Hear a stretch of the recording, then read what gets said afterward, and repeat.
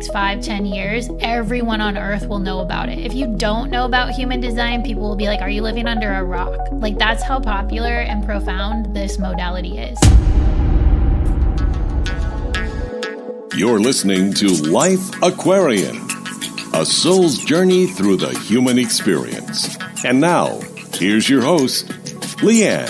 Hello, everybody. It's Leigh-Ann. Welcome to another episode of Life Aquarian.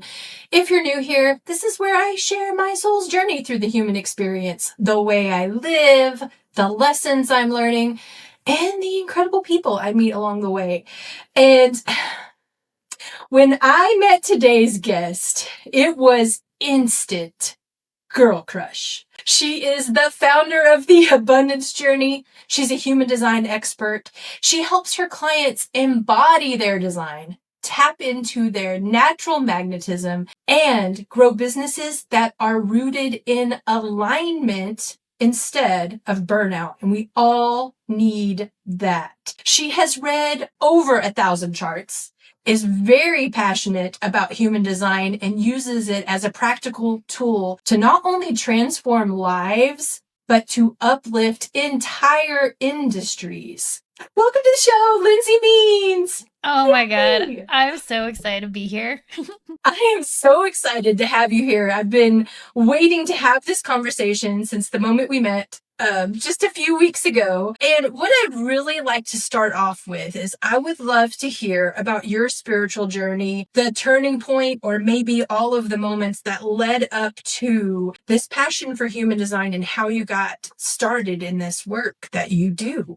I love this question. I always like to say that my healing journey started with a thought that changed my life.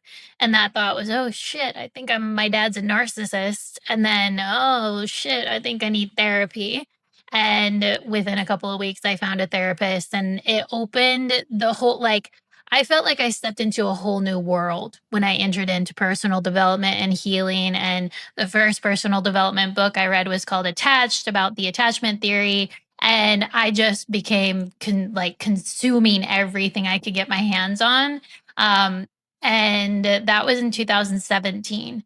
And then I discovered human design in 2020. And it's been a wild ride since then. My life has, I've completely changed more than once.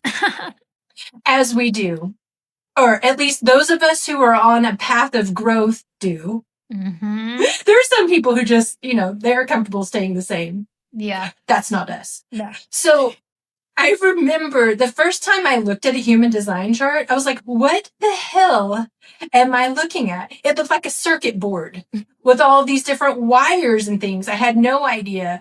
Can you please explain to me, do you know where this even came from, when it was invented? I felt like I woke up one day and people just started asking me what my human design type was, like all of a sudden. Yeah, it's become more popular lately. I'm pretty sure it was created in the 80s. And the founder, his name is Ra Ruhu, and he basically channeled this whole modality. And it combines ancient modalities of astrology, Kabbalah, I Ching, the chakra system, and quantum mechanics. So I like to think of all of those layered on top of each other.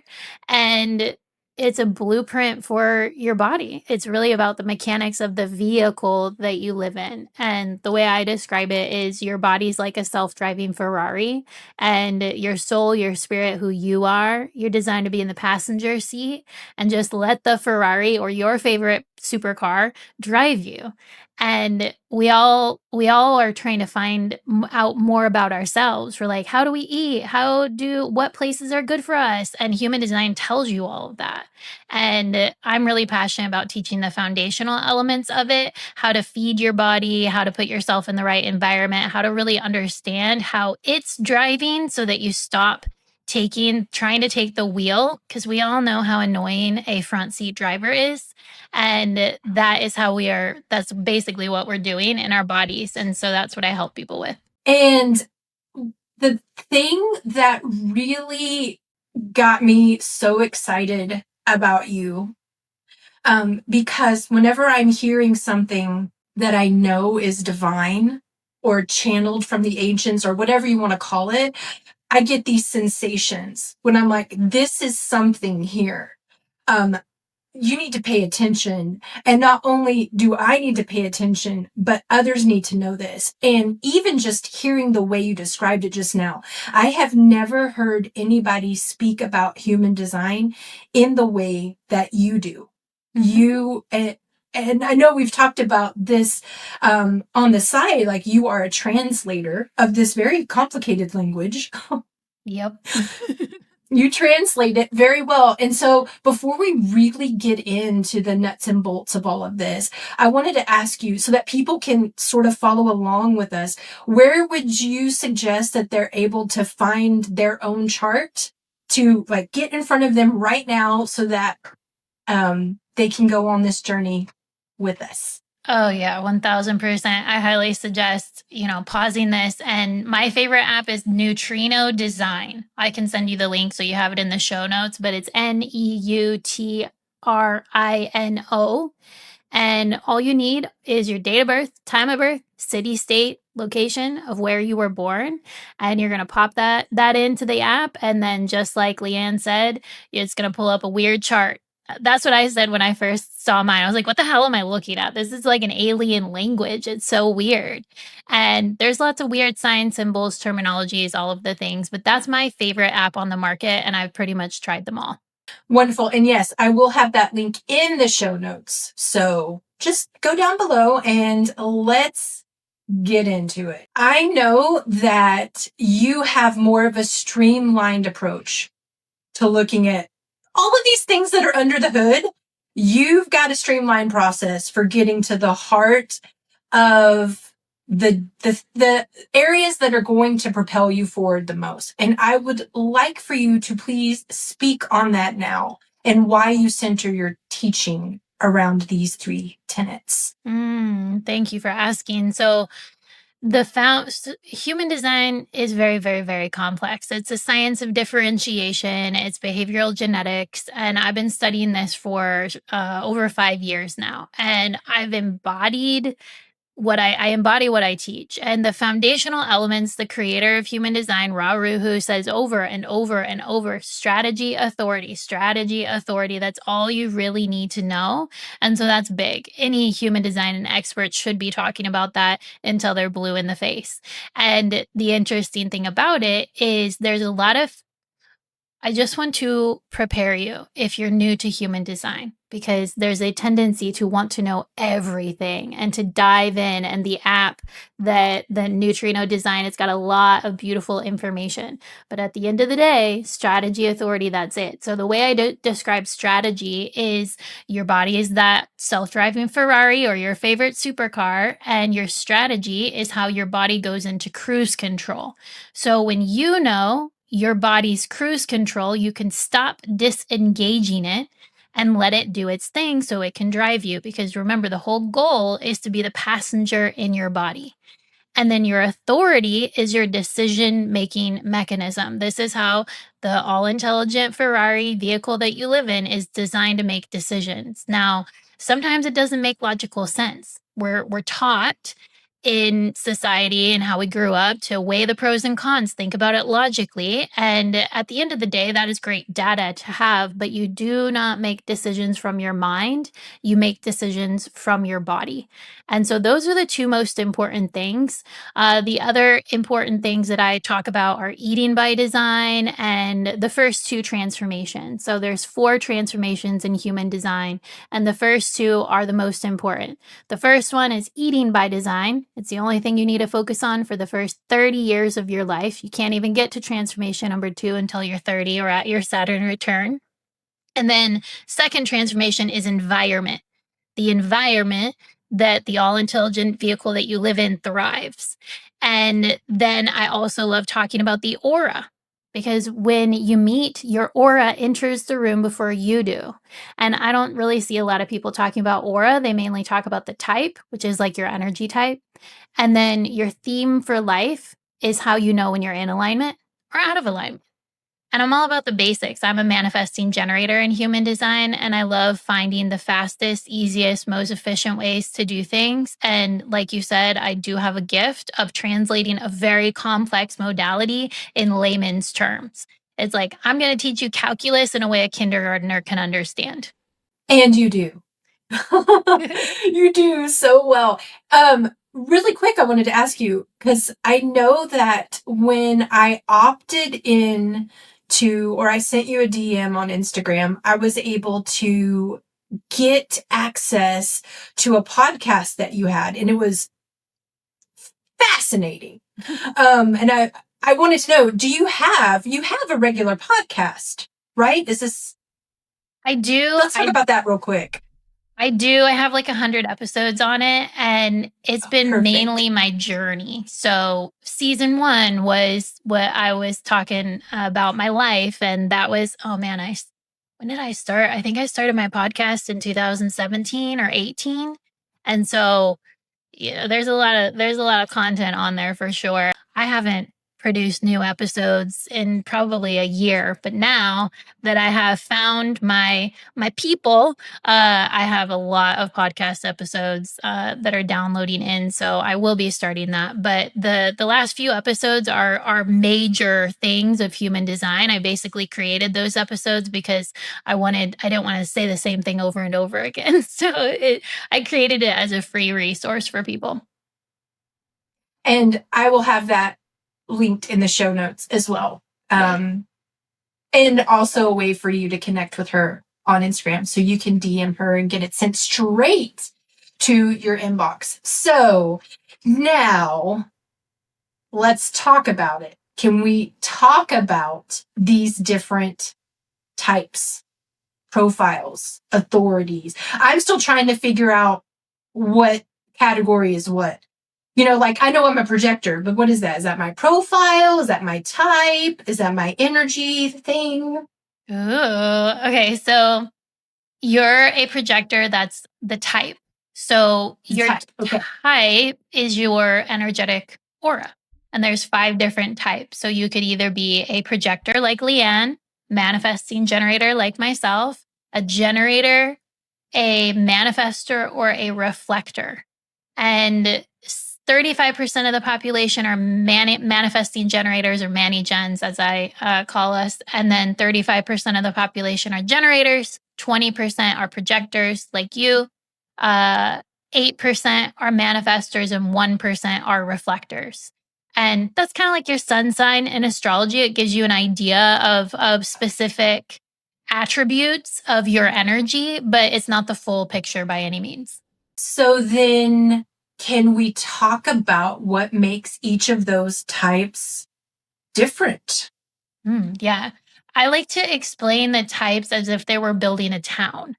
So I got this from one of my original mentors, and she explained it in a beautiful way, and I love sharing it with other people. So if you're a manifestor, you're a trailblazer, you're a pioneer, you've got king or queen energy. You're here to bring new ideas and inspiration to earth. So you're like the developer of the town. You get the idea and you're like, here's what we're going to do. You see it all.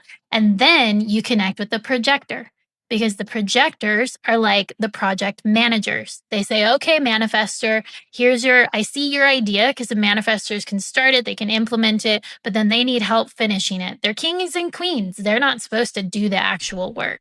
And so then the projectors come in, and projectors can see from this bird's eye view. They can see from point A to Z, and they really know how to help people harness their energy. So they take in the idea of the development of the town, and then they're like, okay, here's how we actualize it. Here's how we bring it to earth. And then the builders come in, the generators and the manifesting generators. The manifesting generators are the fast and efficient builders. They're going to create a bunch of stuff, and then they're going to take a break, and then they're going to create something else, and then they're going to take a break. And they might skip steps, but generators and mani-gens are like the tortoise and the hare. The mani-gens are the hare, and the generators are the tortoise. They all get there at the same time, but the generators are slow and steady builders, and the manifestors are sprint, rest, sprint, rest, sprint, rest. So then the generators come in, and they're slow and steady. They're here for perfection. They're here for mastery. They're the electricians who've been doing this for 20 years and they know what they're doing. They're the experts that are ride or dies and they've been doing this forever. And then the Manny-gens are just kind of floating all over the place. And so they build the town. So now the town's built. And then the reflector comes in. The reflector is like the interior designer. The reflector is thinking about the community. The reflector is like, ooh, this is what the town people will love. Here's how to make it beautiful. Here's how to make it pretty. And reflectors, you can tell, they say that you can tell the health of a community based on the health of a reflector, because reflectors are taking in the energy of the people around them. And so that's how I like to explain the types. And can we talk about the energy output? Because that is the one thing that, out of everything that I read about my type as a projector, the one thing that stood out to me most was the difference in energy, because I've always felt like I definitely can't keep up with my sisters, can't keep up with my family. And I'm always comparing myself to other people. And I used to really hustle. I used to be in deep into that hustle culture until I realized that I can't. I was hurting myself trying to do all that. Mm. So I'm curious to hear how you would explain these different energy reservoirs, or however we would say that for each one. Such a good question. So 70% of the population are either generators or manifesting generators. And what makes you a generator type is the sacral center. So when you're looking at the chart, you're going to see 9 shapes. You're going to see a bunch of numbers in the shapes. You're going to see lines coming out of it. You're going to see red and black colors. And the sacral center is the square second from the bottom. So it'll be red if you're a generator or manifesting generator. That's one of the 4 motor centers in human design. So the generator type, 70% of the population, we wake up with a full tank of gas, and we're designed to burn that full tank of gas off doing things that we love and that are satisfying to us and that are exhilarating and exciting. And we just have all of the energy to do things that we love.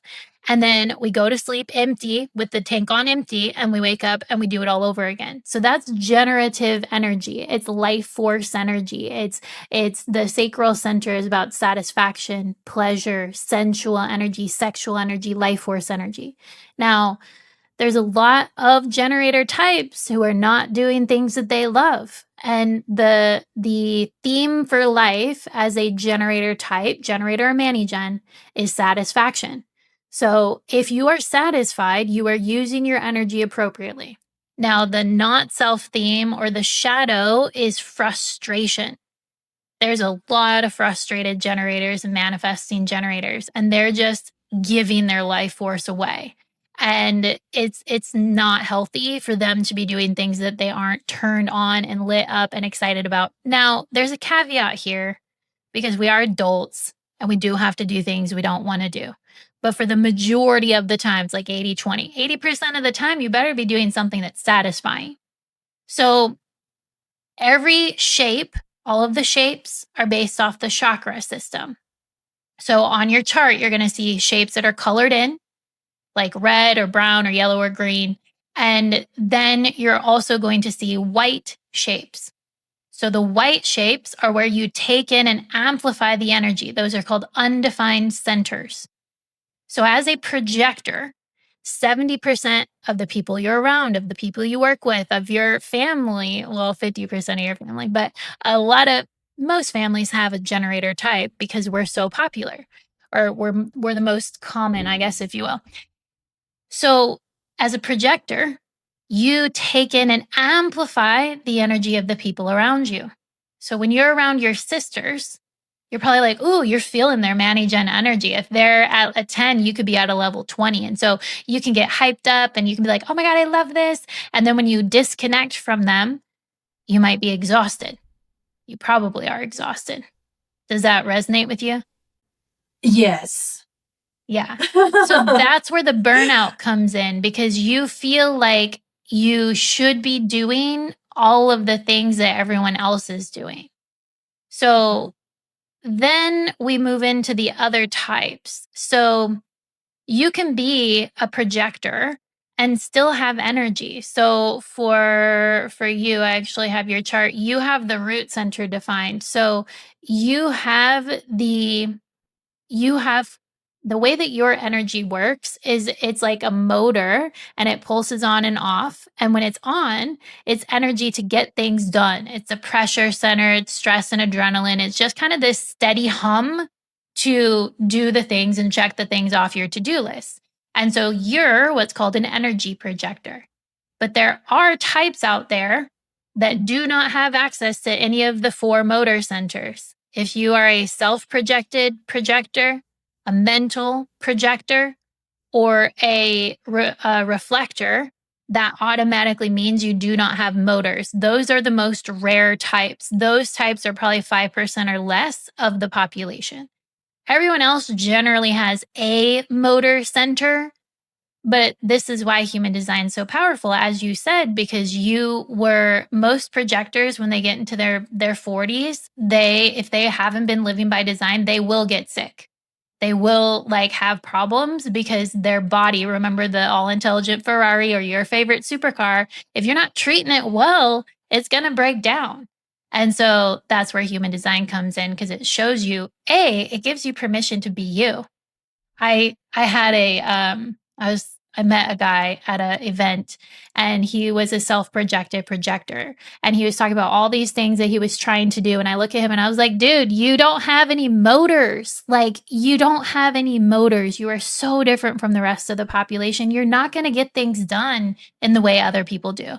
And I saw him 6-8 months later. He was like, holy shit, Lindsay, you've been in my brain. I hear your voice all the time. It's like, dude, you don't have any motors. And so this is one of my favorite things about human design is it helps you feel seen, heard, and validated for being you. And it gives you the permission that you don't need to be you.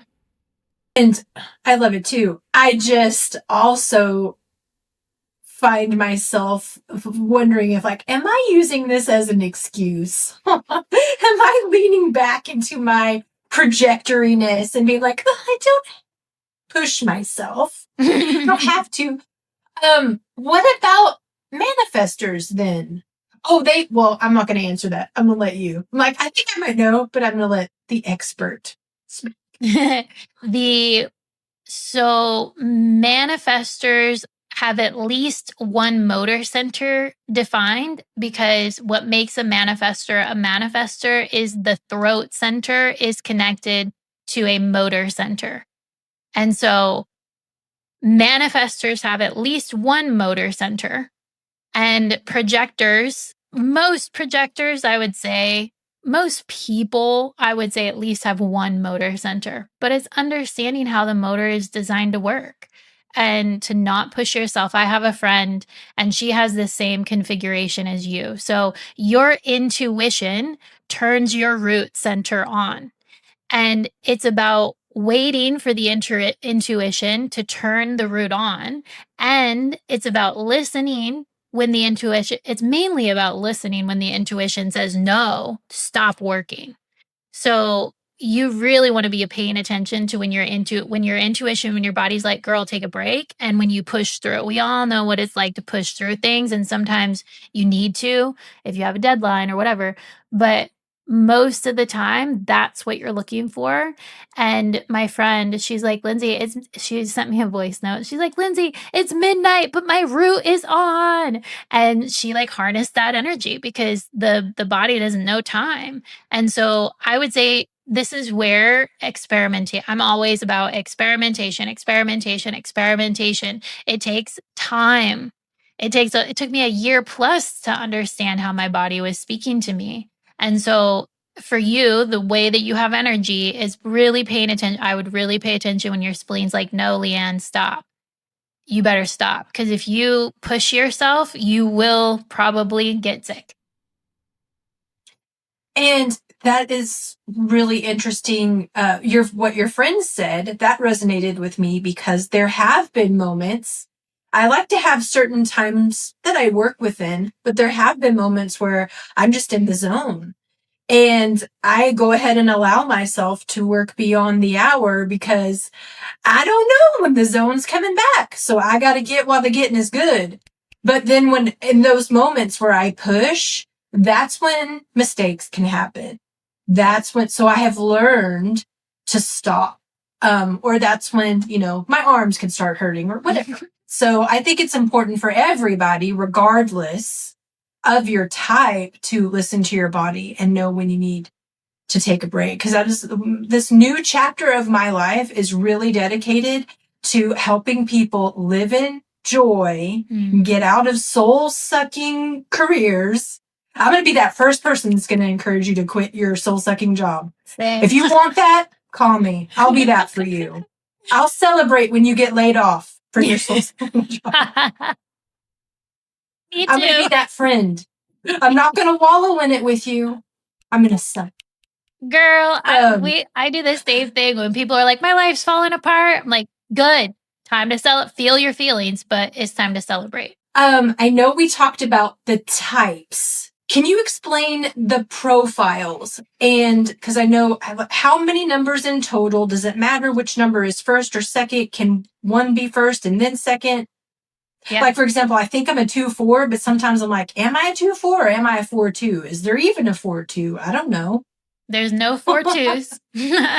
So there are 12 profiles, and they are based on the lines in human design. So there's line 1 through 6.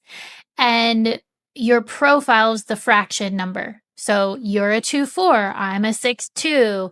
I'm not going to list out all 12 of them, but it'll say profile, and then it'll give you a fraction number. So the first number, for me, it's a 6. For you, it's a 2. That's what your conscious personality, that's what you're going to resonate with more so. You're going to understand what that is. So for instance, well, let me pause myself. So first number is what you're going to resonate with more so. It's your conscious personality. The second number is your unconscious personality. This is what other people pick up on more so than you. So you're line 2. So we're both line 2s. You're conscious, I'm unconscious. And the line 2 is the hermit, the wise one, the weirdo. Honestly, whenever I first saw the line 2 explanation, it was like, it's that crazy person on the hill. And some people are like, oh my God, that person is amazing. And then other people are like, that person's weird. And so when I read that, I literally, as a kid, called myself a recluse because I just liked being alone. So line 2s are homebodies. We're the natural. We're the dancer. We're just kind of dancing through life, doing our own thing. And then sometimes people are like, oh my God, you're so amazing. Come play with us. And we're like, no, we just want to do our own thing. And so line 2s are I love line 2s. Like line 2s are amazing. I love 2-4s. And so then the second number is unconscious. So for you, let me just give a breakdown of all 6. Line 1, you're welcome. Line 1 is the researcher. You need information to feel safe. You're getting to the bottom of things. You are learning. You are studying. You always need information. And line 1s have a tendency to feel like they don't know enough. And whenever I meet line 1s, I'm like, girl, your 50% knowledge is like 200% knowledge for the rest of us non-line 1 people. So trust that you have information. You are seen as an authority, whether you recognize it or not. Then I already talked about line 2. Line 3 is the scientist. What do scientists do? They run experiments, they fail, they collect the data, and they do it all over again. Line 3s have lived many, many, many lifetimes in one lifetime. They are pioneers, trailblazers. They need to get their hands dirty in order to understand what is going on. And failure is huge. Like so many line 3s, a question I ask them are, what's your relationship with failure? And so many of them are like, I hate it. And I'm like, you better get used to it because there is no failure for you. Scientists won't invent things unless they fail. Like that is part of the process. Then we got line 4, which is the networker. Line 4, community. You're kind of an introvert, extrovert. Community is big for you. You're a connector. And I'm sure, Leigh-Ann, if people are like, I need a CPA, you're like, oh, I got you. Like, you love connecting people, being part of community, creating community, and just having, you wear your heart on your sleeve. You're very familial, very family, very like, people feel like they know you when they meet you. And then we got line 5, which is the karmic mirror, the mentor. Line 5s, I have a special place in my heart for line 5s because sometimes they can get a bad rap. They kind of they're a mirror. So their energy is behind a mirror and people are seeing a mirror and projecting onto it. And so line 5 energy is kind of like they love you or they hate you. They could be like, oh my God, you're the best thing ever. And then you do something quote unquote wrong. And they're like, I hate you. You're the worst. So line 5s can have a bad rap sometimes. But when you understand that it's a projection field, that's so much. I have had so many line 5 people like cry because of what I explained. Like, just don't worry about those people. They're seeing something. You're healing people just by being you because you're this beautiful karmic mirror.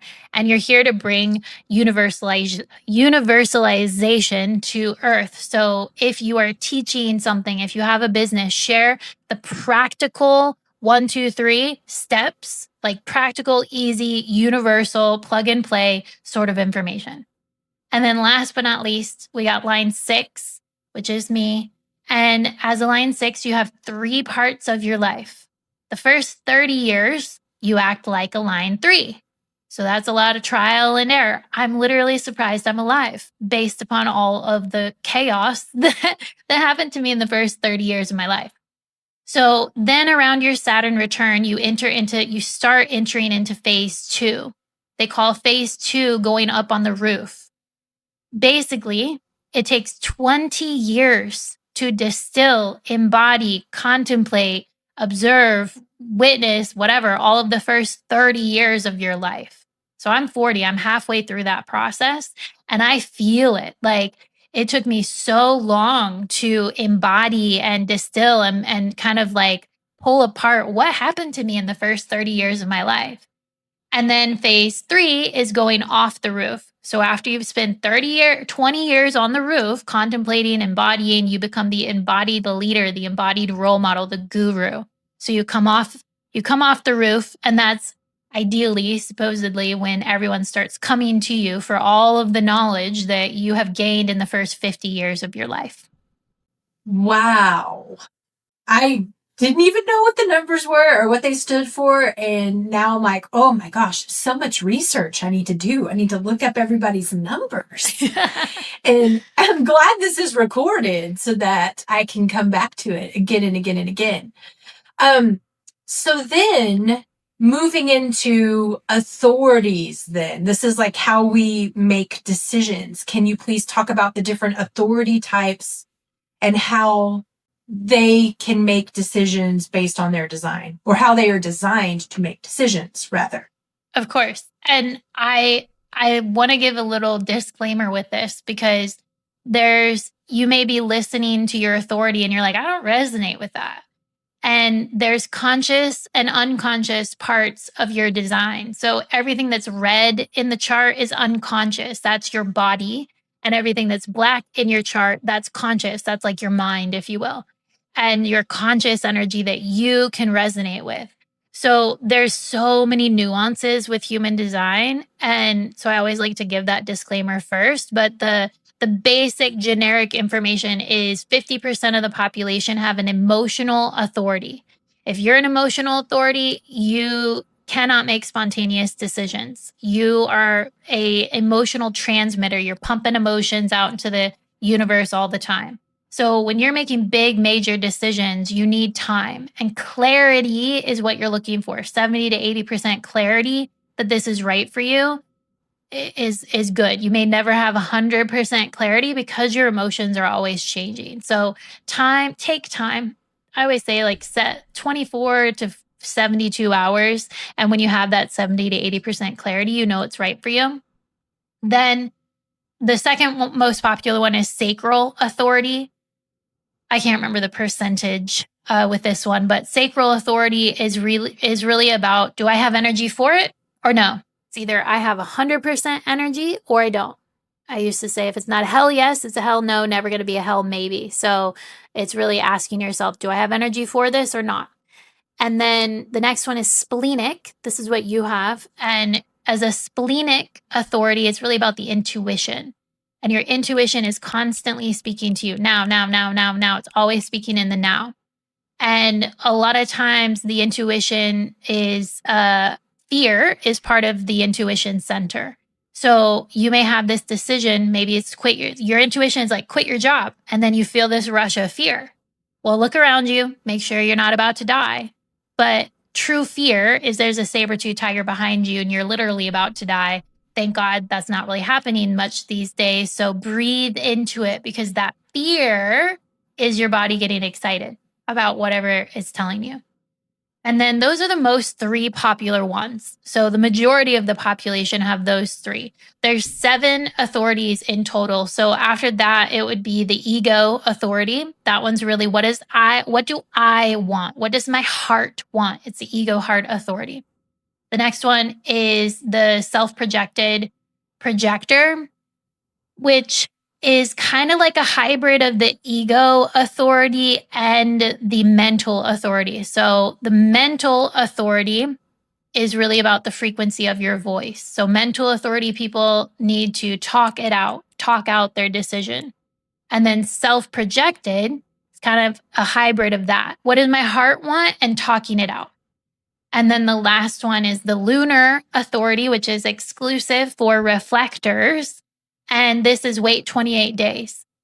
And if you're a reflector listening to this, DM me on Instagram because there's so much not correct information out there for reflectors. And when I first learned about them, I was like, damn, it must suck to be them. But you have a unique 28-day cycle that's based on the moon. And when you understand your unique 28-day cycle, you can understand how to best make decisions. What's your authority? Sacral. So on the chart, does it spell that out? Mm-hmm. Like what your authority is? It'll say your authority. And then the Neutrino Design app that I shared, the free version is good and the paid version is highly recommended. It's like $25, $30 a year. And I do have an affiliate link for that. If you want that, I can send it to you. But I would recommend if you're really wanting to learn about human design, I would recommend getting the pro version because you can tap onto every single aspect of your chart and get really, really good information.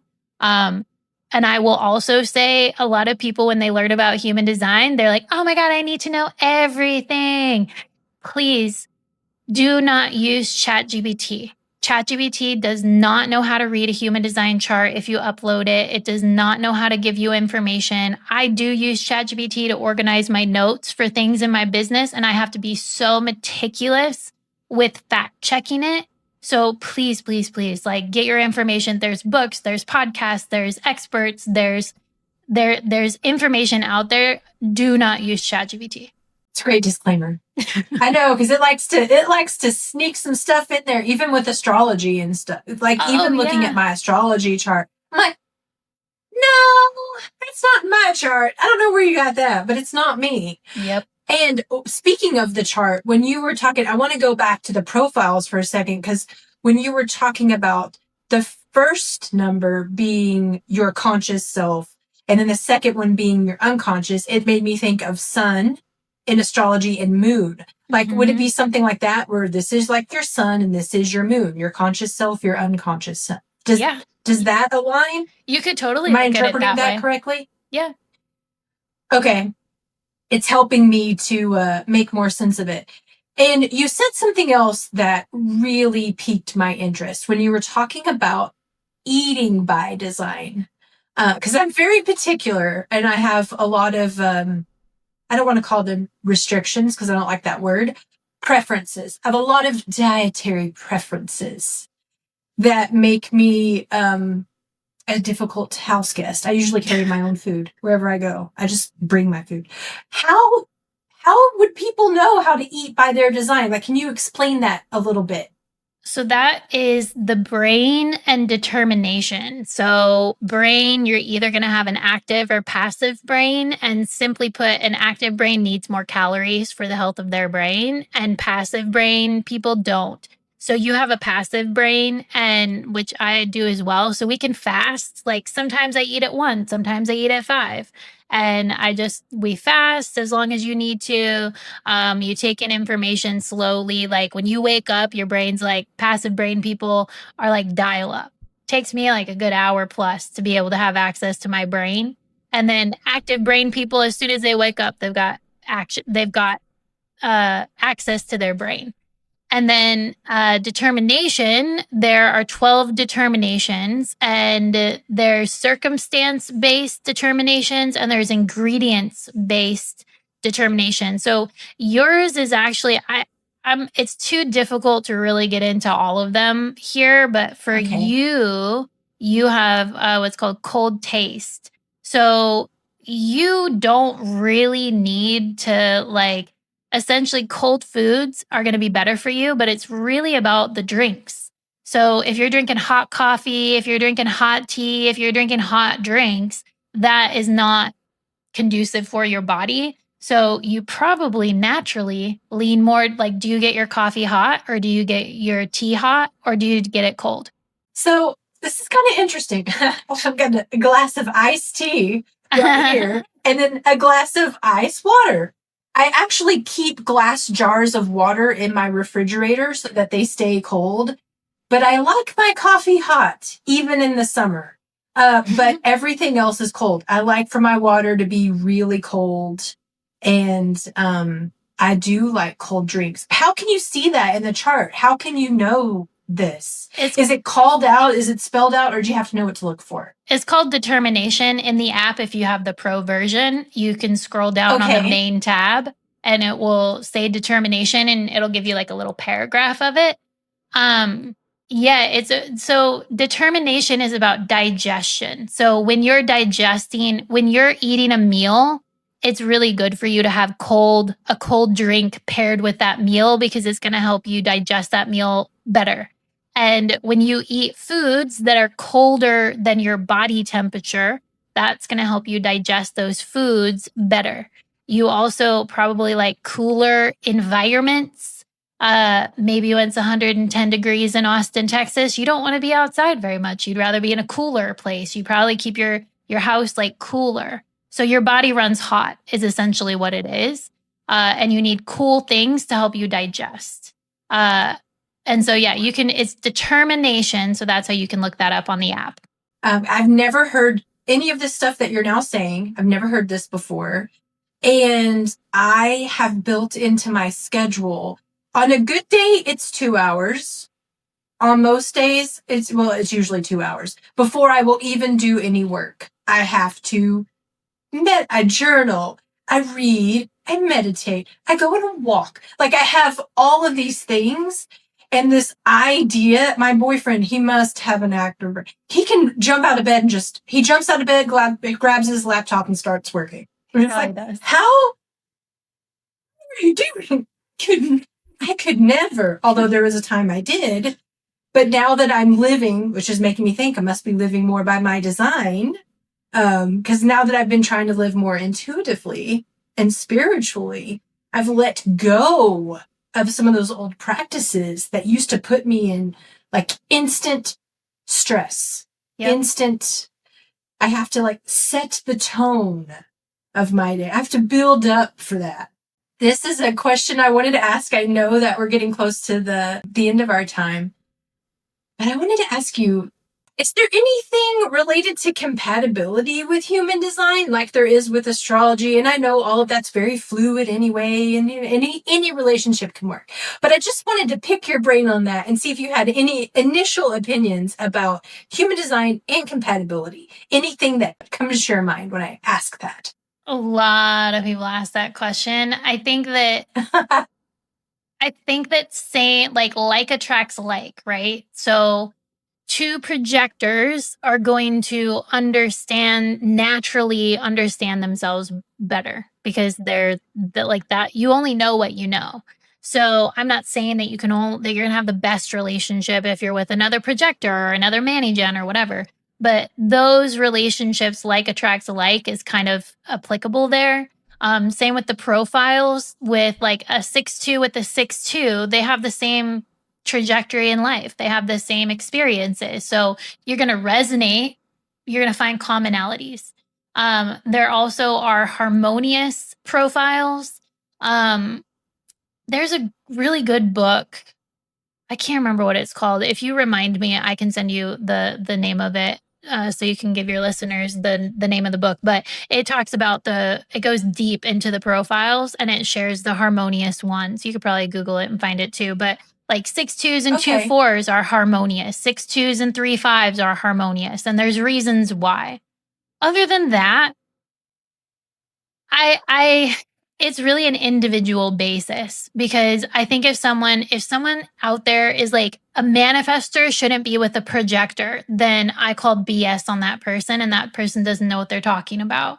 Because as I'm sure you feel the same way with astrology, I'm sure it's like, oh, a Leo can't be with a Capricorn. Never. That's never going to work. It's like, no, that is just a teeny tiny bit of the tip of the iceberg of the full entire chart. So what I would say, that instead of answering that question, it's when you are the number one most important relationship in your life. So A, learn about yourself first. B, learn about your loved ones. Learn about the people around you. A big part of creating harmony in relationships is understanding where you're different. So my ex had an active brain, like you assume your partner does. And he would get on to me because he would wake up, he'd instantly have access to his brain. He'd instantly start doing things. And I wake up, and sometimes I don't really like waking up with an alarm anyways, but we sleep later. We're not morning people. I have a 2-hour freaking morning ritual too before I start getting to work. And so he used to like shame me for that. Of like, why aren't you up? Why can't you wake up? Why are you still sleeping? And when you understand, oh, she has a passive brain, I have an active brain, then you can accept that person, because you understand that they're mechanically different than you. And so that is where I believe that human design is the most powerful tool for relationships, because it helps you understand your differences so that you can live in more harmony with each other. I love that you said that. And I know that you talked about how it can transform industries. And so can you just quickly talk about why this is such a helpful tool in a workplace, in a team environment? Oh my God. Well, I mean, I think it's obvious, but I want to hear you say it. It's for that reason, for understanding. So I'm a former hairstylist of 12 years. With teams, I'll use a salon, for instance. If you have a mani-gen and you're trying to force them to do, or a generator, and you're trying to force them to do every single service that you offer, you're going to have a frustrated generator or type. And so allowing them to do the things that light them up, and really understand communication. It helps with communication. It helps with burnout. It helps with team morale. Anytime I've done a team workshop, it is the coolest thing, because especially for the team to learn about their team leader, because when I explain all of this stuff, they're like, oh my God, that's so her. And they're able to see each other through a new lens, it's all about acceptance. When you can understand there's nothing wrong with me, this is just how I'm designed. Oh, that's the most powerful gift that you can give your team. And so I see human design, I in the next 5-10 years, especially being in the age of Aquarius, and like, I definitely see human design in the next 5-10 years. Everyone on earth will know about it. If you don't know about human design, people will be like, are you living under a rock? Like, that's how popular and profound this modality is. And so how can people work with you? I have a 30-day Dream Client Magnet Challenge that I'm going to be running every quarter or so. And then I have my Abundance Journey community, which is a 4-phase membership where people increase their capacity to receive more clients, more love, more opportunities. they embody their design, and they start harmonizing masculine and feminine energy. And then if you live in Austin, I'm actually doing in-person experiences. And with my Austin in-person experiences branch of my business, I will be focused on singles, couples, parents, and team leaders. And so I've cultivated a 4-hour experience to really understand human design, mastermind with other like-minded people, and to have takeaways on how to actually embody it. Because a lot of human design people just spew a ton of knowledge and information and not enough information on how to actually apply it to your life so that you see results. And I have online courses.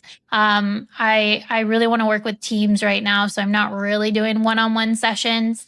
But if my body responds and it says hell yes, then I will do whatever my body says hell yes to.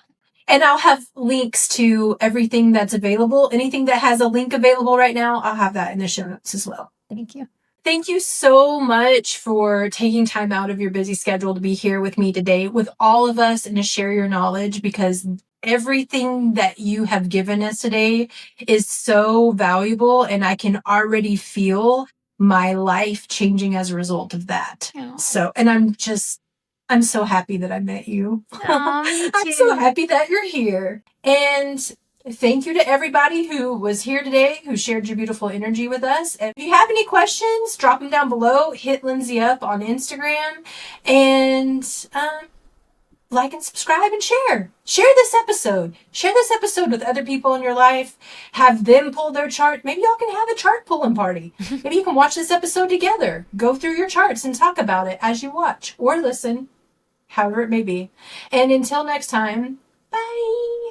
Thank you so much for tuning in today. If you found this content valuable, it would mean the world to me if you would give it a thumbs up and share it with anyone else who you think would benefit from it as well. And if you would like to see more incredible conversations like this one, please subscribe to my channel and continue this journey through the human experience with me. I truly appreciate you spending this time with me today, and I look forward to being with you again very soon.